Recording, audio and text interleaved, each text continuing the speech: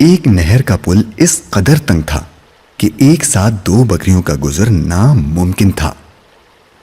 ایک دن ایک بکری اس پل پر جا رہی تھی۔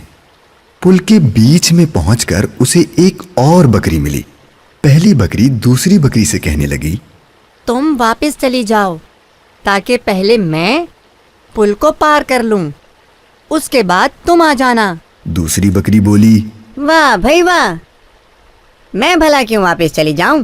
تم ہی واپس کیوں نہیں چلی جاتی؟ اور ہاں، پہلے مجھے گزر جانے دو۔ پہلی بکری نے اکڑ کے جواب دیا، تمہیں واپس جانا پڑے گا کیونکہ میں تم سے زیادہ طاقتور ہوں۔ دوسری بکری نے کہا، زیادہ تو کیا، تم تو میرے برابر بھی نہیں ہو۔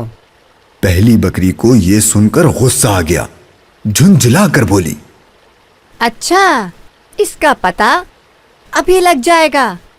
یہ کہہ کر اس نے لڑنے کے لیے اپنے سینگ نیچے جھکا لیے، اور پھر دوسری بکری نے اسے روکتے ہوئے کہا، ٹھہرو ٹھہرو، دیکھو، لڑنے سے کوئی فائدہ نہیں۔